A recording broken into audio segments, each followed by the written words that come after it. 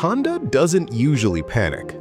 Not when a competitor launches something bold, not when trends shift, and definitely not when retro motorcycles flood the market. But something about Yamaha's rumored SR600 project is different.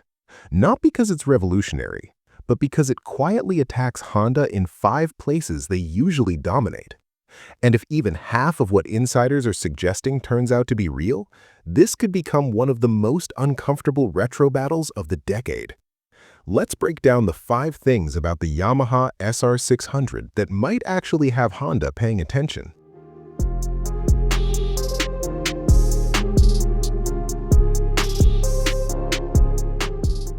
One, it targets the exact gap Honda left open. For years, Honda has owned the small and mid-sized retro category. The CB350, the GB350, even the CL series, all built around simplicity, accessibility, and heritage styling. But there's been one missing piece in Honda's lineup, a middleweight retro with just enough performance to feel modern without crossing into intimidating territory. That's exactly where the SR600 is rumored to land.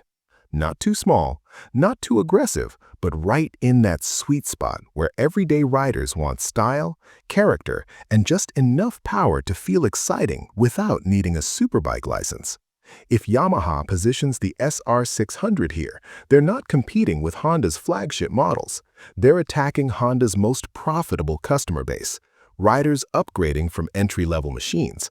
And historically, when Yamaha targets gaps instead of head-on battles, they tend to win quietly. 2.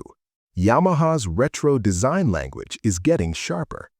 Yamaha has always understood heritage, but recently their design team has been operating at another level. Look at the XSR series. Look at the modern reinterpretations of classic proportions. They're no longer just retro-inspired. They're nostalgic but precise, almost architectural in how clean the surfaces feel. If the SR600 follows this direction, it could end up visually cleaner than anything Honda currently offers in this segment. Not louder, not more aggressive, just more refined. And in the retro market, refinement matters more than horsepower numbers. Honda tends to play it safe with heritage styling, faithful, conservative, familiar. Yamaha, on the other hand, has been willing to reinterpret their classics more boldly without losing authenticity. If the SR600 delivers modern proportions wrapped in unmistakable SR DNA, it could quietly become the most desirable-looking bike in its class, which is often more dangerous than being the fastest.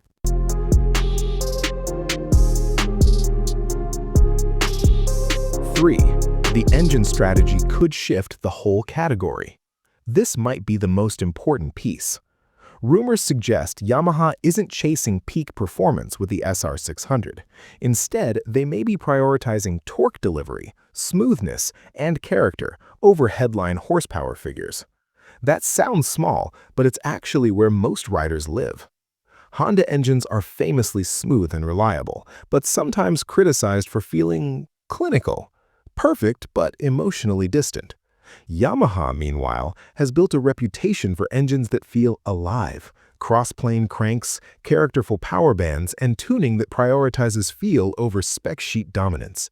If the SR600's powertrain delivers usable torque at low and mid RPM, paired with modern electronics and emissions compliance, it could become the most satisfying everyday retro ride in its class.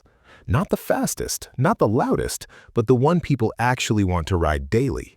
And that's exactly the kind of bike that slowly eats market share without ever looking threatening on paper.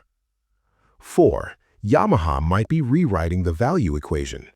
Historically, Honda wins on pricing stability and reliability perception, but Yamaha has become increasingly aggressive with feature sets, offering better components, better suspension tuning, and stronger spec packages for similar money.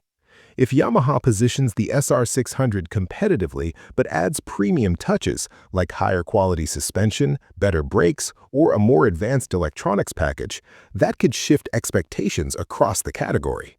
Suddenly, Honda's value-focused offerings might start to feel conservative instead of sensible. And when buyers start cross-shopping retro motorcycles, small details matter. seat quality, suspension feel, throttle response, and even the sound character. Yamaha understands emotional purchasing extremely well. If they combine that with strong pricing, the SR600 could become the bike that makes Honda's lineup feel safe. Not bad, just safe. And in lifestyle segments like retro motorcycles, safe isn't always enough.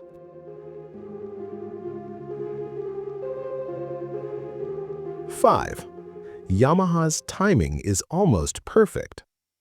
This might be the most underestimated factor.